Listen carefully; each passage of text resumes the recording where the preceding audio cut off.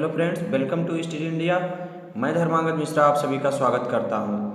दोस्तों, यदि आप हमारे चैनल पर नए हैं तो आप सब्सक्राइब करना ना भूलें, और यदि हमारे चैनल पे आप इससे पहले भी जुड़ चुके हैं तो आपसे निवेदन है कि आप इस वीडियो को अपने साथ साथ अपने साथी मित्रों को भी इस वीडियो को शेयर करें कि जिससे इस वीडियो का लाभ उनको भी मिल सके और आप अध्ययन करने में उनकी मदद करें। तो दोस्तों, आज उत्तर वैदिक काल का हमारा ये दूसरा वीडियो है, जिसके अंतर्गत हम अध्ययन करेंगे आर्थिक जीवन और धार्मिक जीवन का। यदि उत्तर वैदिक काल का इससे पहले का हमारा जो राजनीतिक और सामाजिक वीडियो आप नहीं देखे हैं तो उसका लिंक हम इस वीडियो के डिस्क्रिप्शन में डाल देंगे, जिससे कि आप उसका अध्ययन पहले कर लें तो आपको ये समझ में आसानी से आ जाएगा। तो दोस्तों, शुरू करते हैं आज के वीडियो के बारे में। हम देखते हैं आज के आर्थिक जीवन और धार्मिक जीवन का हम अध्ययन करेंगे। तो सबसे पहले हम आर्थिक जीवन को देखते हैं। आर्थिक जीवन देखें तो आर्थिक जीवन जो था, मुख्य व्यवसाय यहाँ पे कृषि हो गया। आपको ये पता होगा कि पूर्व वैदिक काल में जो आर्थिक जीवन था उसमें मुख्य व्यवसाय हमारा पशुपालन था, इसमें कृषि हो गया, और पशुपालन हमारा दूसरे स्थान पे हो गया। ऐसा क्यों हुआ? क्योंकि आपको पता है कि जब उत्तर वैदिक काल में लोहे का आविष्कार हो गया तो लोहे का आविष्कार हो जाने के कारण जंगलों को काटना, खेत बनाना, जुताई करना इत्यादि कार्य आसान हो गए, जिससे कृषि बढ़ा और मुख्य व्यवसाय कृषि हो गया, और पशुपालन जो था हमारा वो दूसरे स्थान पर हो गया। प्रमुख पशु की बात करते हैं तो प्रमुख पशु हमारा गाय, और प्रिय पशु की बात करें तो प्रिय पशु घोड़ा। अब एक शब्द यहाँ पर प्रयोग किया गया, कृषि अधिशेष, जो कि ये उत्तर वैदिक काल में कृषि अधिशेष का प्रयोग किया गया।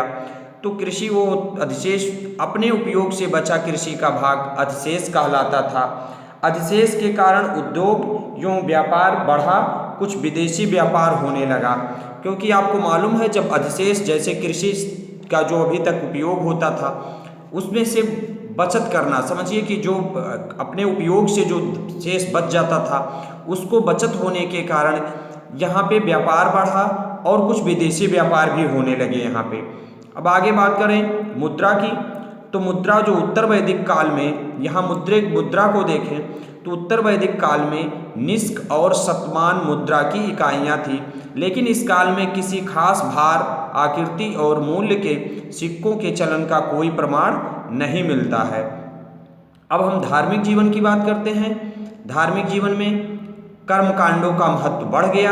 आपको पता है कि यहाँ पर कर्मकांड जो थे वो बढ़ा, ब्राह्मण क्षत्रिय संघर्ष शुरू हो गया। ये जो ब्राह्मण क्षत्रिय संघर्ष था, ये दोनों में, ब्राह्मण और क्षत्रियों में संघर्ष इसलिए हुआ, ये दोनों को अपने आप को श्रेष्ठ साबित, मतलब अपने आप को कि हम श्रेष्ठ हैं, ब्राह्मण और क्षत्रियों में जो श्रेष्ठ साबित करने के संघर्ष था, ये संघर्ष यहाँ पे शुरू हो गया।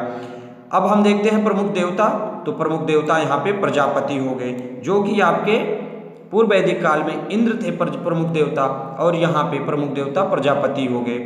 रुद्र आपके पशुओं के देवता, यहाँ पे पूषण शूद्रों के देवता, जबकि ये पूर्व वैदिक काल में पूषण पशुओं के देवता थे, तो यहाँ पे पशुओं के देवता पूषण।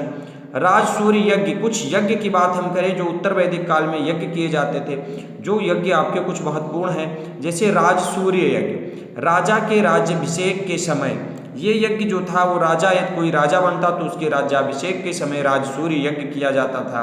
अश्वमेघ यज्ञ की बात करते हैं तो राज्य क्षेत्र विस्तार हेतु ये अश्वमेघ यज्ञ किए जाते थे। वाजपेयी यज्ञ की करें तो ये शक्ति प्रदर्शन, यदि कोई राजा अपना शक्ति प्रदर्शन करना होता तो वो वाजपेयी यज्ञ करता था। अब हम देखते हैं उत्तर वैदिक काल में कर्मकांड एवं बल की प्रधानता थी। बल, कर्मकांड, आडंबर, ये सब सारी चीज़ें यहाँ पे बढ़ चुके थे उत्तर वैदिक काल में। फिर देखते हैं पहली बार ईंटों का प्रयोग कौशाम्बी नगर में हुई। उत्तर वैदिक काल में पहली बार, आपको मालूम होगा कि ये जो हमारी वैदिक काल है, ये वैदिक सभ्यता ये ग्रामीण सभ्यता थी। इससे पहले की जो सभ्यता हमारी थी सिंधु सभ्यता, वो नगरीय सभ्यता थी। तो नगरीय सभ्यता जो हमारी सिंधु सभ्यता थी उसमें ईंटों के मकान बनाए गए थे, ईंटों का प्रयोग हुआ था। लेकिन जब उसके बाद हमारी ये वैदिक काल आया, वैदिक सभ्यता, तो यहाँ पे ईंटों के मकान का, मतलब ईंटों का प्रयोग नहीं हुआ था, यहाँ पे छप्पर फूस के मकान बनाए गए थे। तो उत्तर वैदिक काल में पहली बार ईंटों का प्रयोग जो किया गया वो कौशाम्बी नगर में प्रयोग किया गया था। अब महाकाव्य को हम देखें तो दो महाकाव्य हैं, दो महाकाव्य रामायण एवं महाभारत। यहाँ पे एक मिस्टेक हो गया है, महाभारत होना चाहिए। दो महाकाव्य रामायण एवं महाभारत।